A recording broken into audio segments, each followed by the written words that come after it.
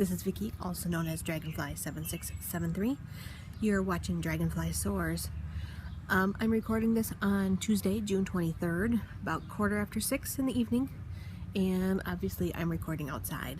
I have not yet picked a permanent spot in the house to record, and it is gorgeous outside. Plus, I think the neighbors are already wondering about me since I have periodically sprawled yarn everywhere to take pictures because I was uploading my stash to Ravelry. So why not let them wonder why I'm talking to my iPad? Anyway, and the cats are inside thinking I'm talking to them, but they can't reach me. So this is part of our yard. I can't take credit for it. It's all best friend's doing. Although he tries to be as low maintenance as possible because we aren't always home. So we have neighbors that are retired and they do a gorgeous job, but this is, a little bit of flowers he planted the other day. There's a neighbor in the background. I don't have a ton of knitting to show you because, well, we were still doing prep last week for visitors, and then, just a second. Sorry, the cats want my attention, and one of them went to stretch up on the screen and they got a toenail stuck and was very clearly stuck. So I went to get him out. Anyway, we had people coming, so we were kind of prepping for that, and then this weekend the people were here. And although I had some free time and I did work on my Sophie, the rows are getting much bigger. So I did finish part 9, and I think I was on the last row of part 9, and I've done 1.5 rows of part 10. It doesn't look very different, so I did not bring it outside. I will post a picture at the end of part 9, but it doesn't look much different. I did, however, finish knitting the tube part of the twitchy socks. Twitchy being because I used them in the movie theater. And then I got one afterthought heel finished. I do I'm not sure if you'll be able to see it. This needs to get tightened up and brought inwards, but I do a spiral heel. So some people do another toe. I do the spiral with the 4 decreases evenly spaced because it fits my foot better because your heel is more round. I decreased every other round for a while, and then I decreased every round, and then right at the top when I was about to close up, I did knit 2 togethers all the way around 2 times. So this part just needs to be tightened up and then woven in, but otherwise one is done. So when I have both of them done, and this one just looks a little fat because the ball of yarn is in there. So, but and I did work some on the scarf, which, even though I am glad progress is made, it doesn't look that much different week to week. So, oh shoot, we went to go see, on Sunday we decided to take a break and escape from everything because we dropped off our friends at the airport, and then we went to go see Jurassic World because even though I saw it with my son, best friend hadn't seen it, and so I really liked the movie, so I was willing to go again. And I tried to knit in the dark, and I got this far and decided that that was not going to work. So the needles are in the way, but from this purple marker to here is what I finished this week, and that's about the same as I had finished the week before, which was blue marker to purple marker. So it's going. It's got some length to it, but there's still quite a bit of ball left too. So so I did not knit during the movie. Luckily, I enjoy the movie because, like I said, I actually didn't knit that much when I saw it with my son either, because I was very interested in watching the movie. And I know some people have been complaining about whether or not Claire is feminist or not feminist or whatever, and the fact that she has heels on in the movie. I really don't care. I mean, she has heels on because she was dressed for work. This is my opinion. She was dressed for work, and at no point was she in a situation where she could say, oh, let me stop and put on some tennis shoes. So it made perfect sense that she still had on her heels, because her other choice was running barefoot. That wasn't a smart idea either. So I like the movie. I think sometimes people are going to complain. So, and because I enjoyed the movie, I actually started reading the original Jurassic Park by Michael Crichton. I think I'm pronouncing that right. And I've been reading that on my Kindle, so that's been one of the books, and I'm about halfway through with it now. And it's interesting because some of the things in the book actually are tied into stuff from the Jurassic World movie. So I kind of want to go back and see Jurassic Park and see just a lot of the background stuff actually got pulled into the Jurassic World movie. So I enjoyed it. I also finished reading, there's another, The Magician's Something trilogy.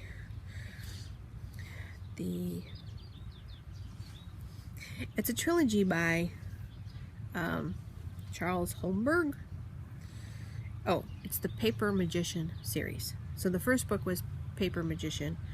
The second one, I think, was Glass Magician, and this one was Master Magician. I had been looking forward to the last book coming out. It was good, but then I felt like it was a little lacking at the end. Like, it just sort of wrapped up real quick, and I was like, really? That's all? But it's okay. I'm on Goodreads, and they had a thing at the beginning of the year to do a reading challenge, and I liked the reading challenge because you set the challenge for yourself. So for me, I set my challenge to be 12 books in 2015, which I used to read all the time. Like, I used to get grounded from reading when I was a kid, and now I haven't really been reading all that much because, frankly, knitting usually takes over.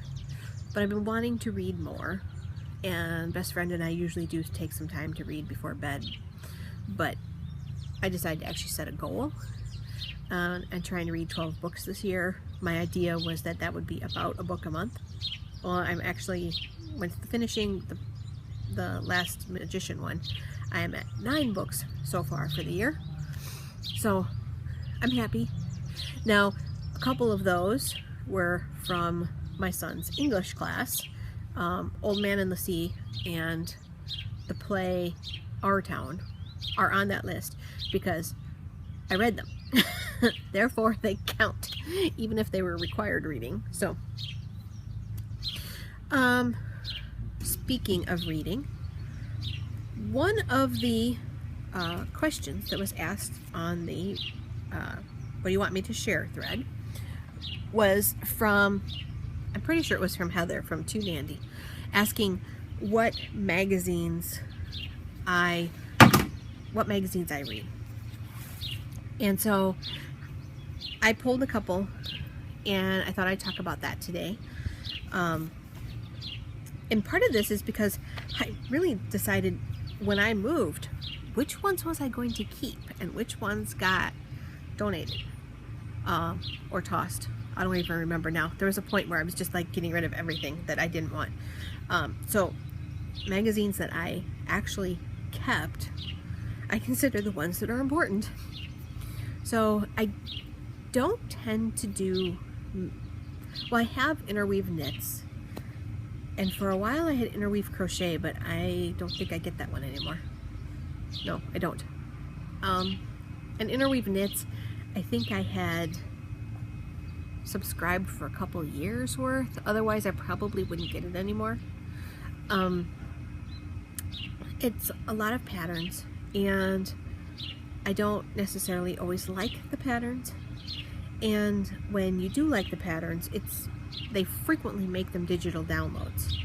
And I realize you can get more patterns for the price of a magazine, but unless you like 2 or 3 patterns, it doesn't really balance out. And Interweave Knits has a style that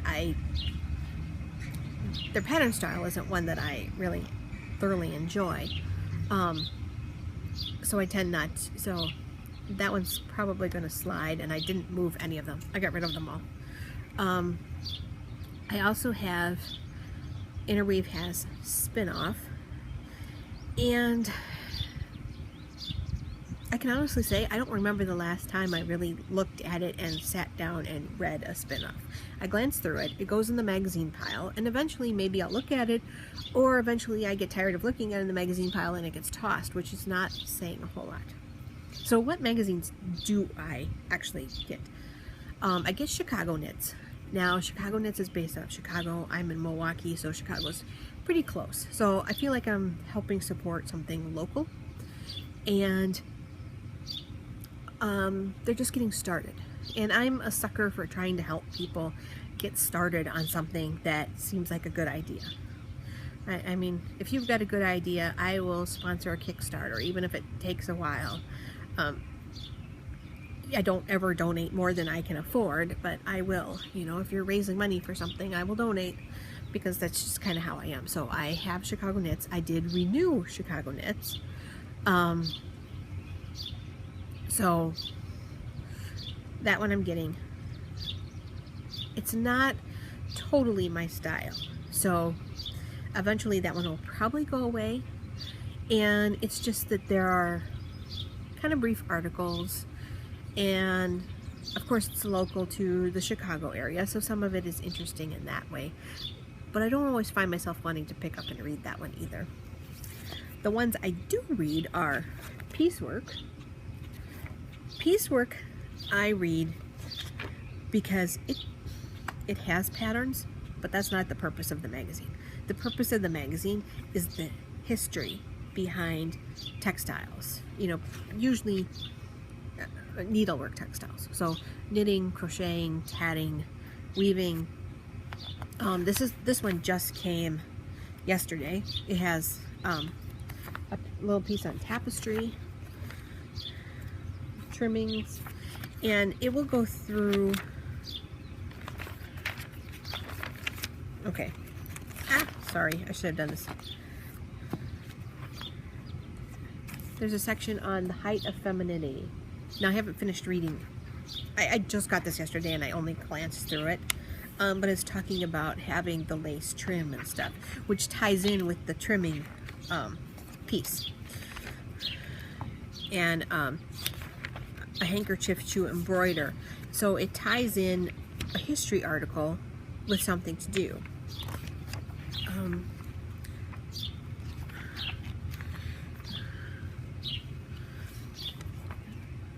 This is a counterpane blanket, but it talks about how it was in the Weldon's Practical Knitter, Volume 1, years ago.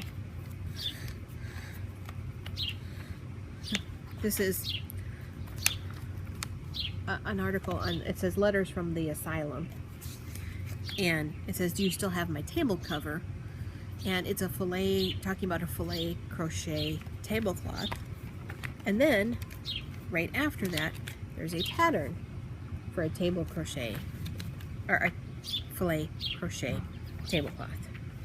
And pictures on how to do filet crochet. So they always tie in the history with a pattern to try it out.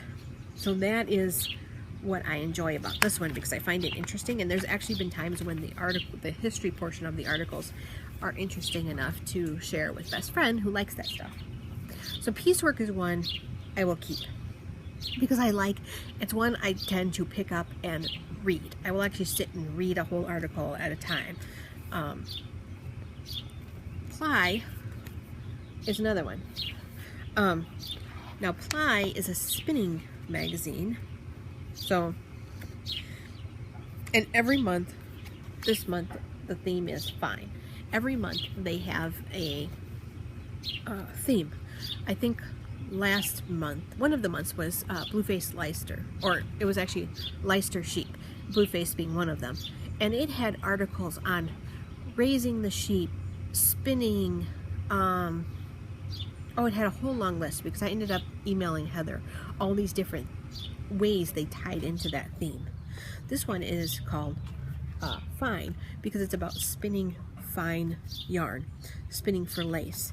And so, like here they have, I mean, look at this. That's a dime with then a thread on top.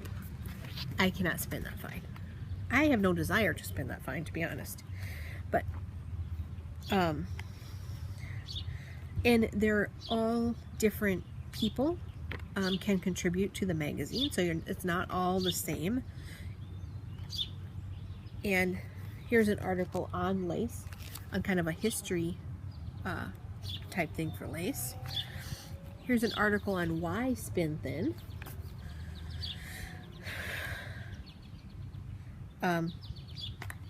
There's one about what sheep fibers are best for spinning thin.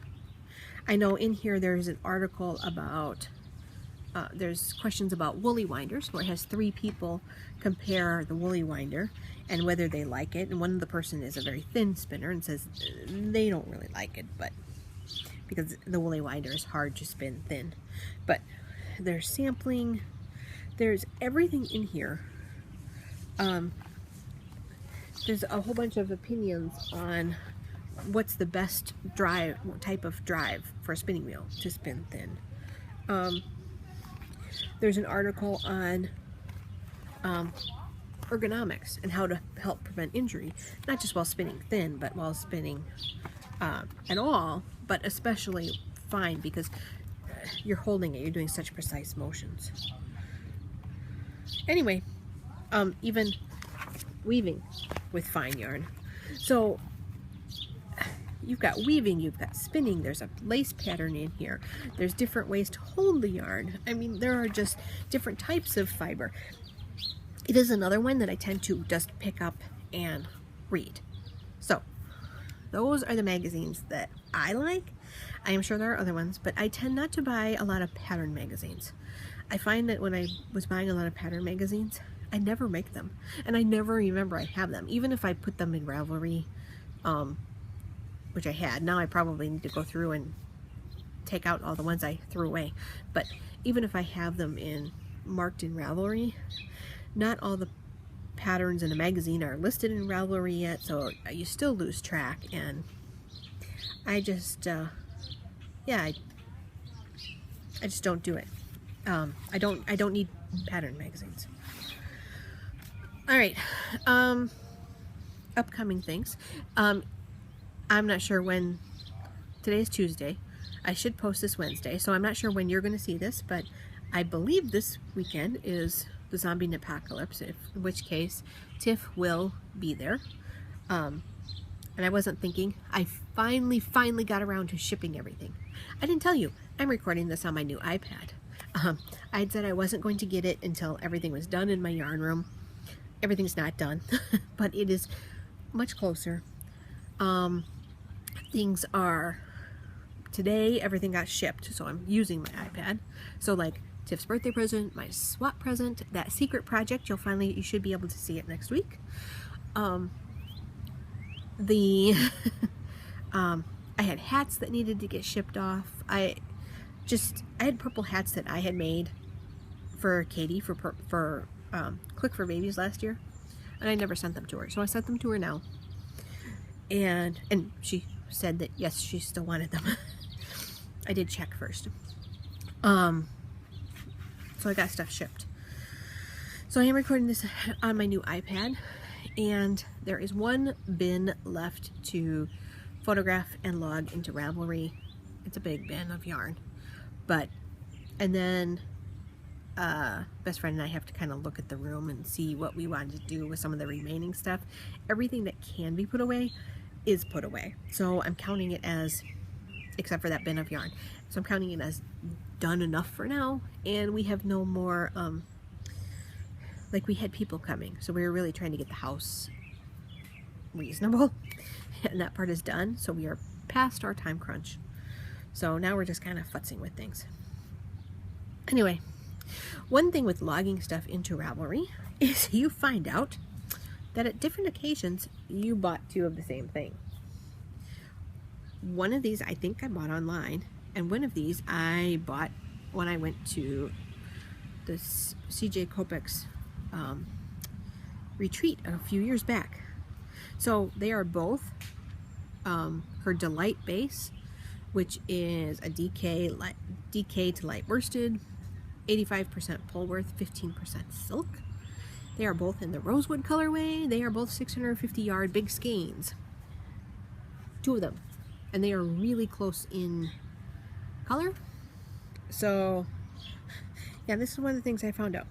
I had duplicates. I honestly stared at the second one. I went, I thought I already logged this. In fact, I thought I put it way on the shelf. And then I go and look on the shelf, and sure enough, there's a twin. So, I actually think there is a granny square cocoon sweater, which is interesting. You just basically make a giant granny square, like I want to say 40 to 45 inches square, and then you fold it in half, sew up part of the sides, and then it becomes a sweater. And I think I might do that with this, because I can use it. Just looks comfy. It looks like something I could throw in my office at work and just have, or even here at home, that's not supposed to be fitted, not supposed to be fancy, nothing like that. So there's also a knit version, the same type of thing, where you knit a square and then do the same thing, folding it. And there's a couple of versions of that. I'll post them in the show notes. And I'm not starting it yet, but I'm thinking that'll be a quick project. So, I also, last week, I talked to you about fearless knitting. Don't fear your yarn. Please don't fear your yarn. And a couple of people, had some things. Steeking came up, and there is a mug cozy that lets you do a little tiny thing project and then steek it to learn how it works. And then Paul, who was also, he had the Polly Knits podcast. I don't think he records anymore. If he has, I'm really sorry, Paul, that I've been missing it, because it was one of my favorites.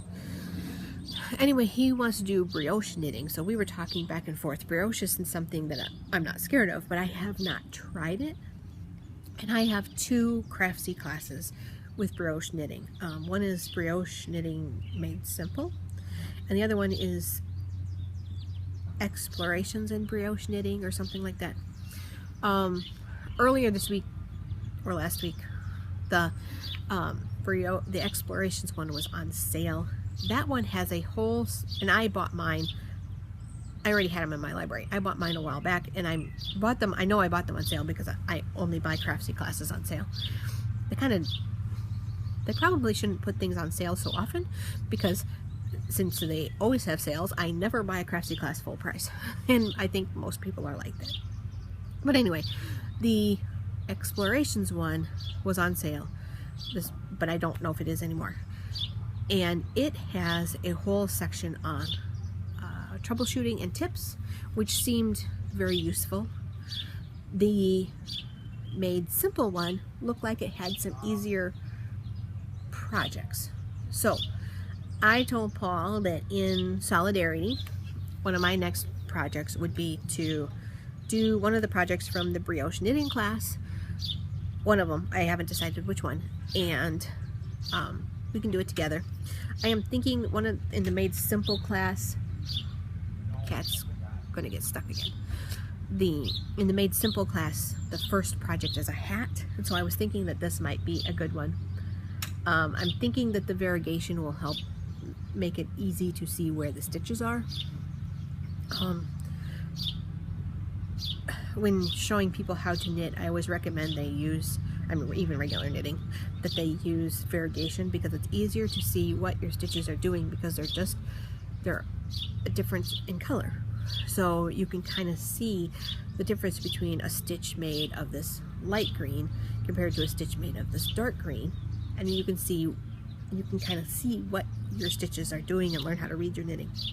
Anyway, so I'm not sure how much yardage is in this. I'm not even sure what this is. I'm hoping that somewhere in my old stash I can figure out what this was, but I have this ball and a smaller ball, which tells me I must have made something with it.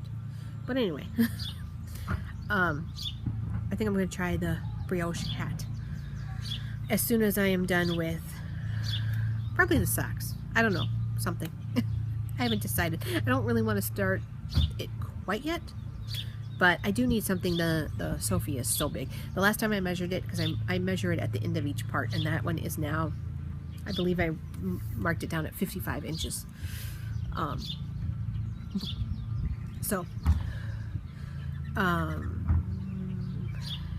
And this won't be a simple one, so I'll have to decide. But one of my goals for the year was to actually start using my Craftsy classes, so it seemed like a good one to start with, and then Paul and I can kind of do it together, because he's working on a Stephen West shawl that has a, I forgot what it's called. It's in the Fearless Knitting thread. I have down there, it's the Summer of Fearless Knitting. Talk to each other, help each other, put what you're scared of, because I will later draw for prizes out of that thread. So like help each other, encourage each other, and post pictures, post your progress, post the thing you ripped out because you got pissed off at it, post in there. But using my Craftsy classes was one of my New Year's resolutions, so this will be a step toward that. I think that's everything. Let me look real quick, because I always think that and then I miss something.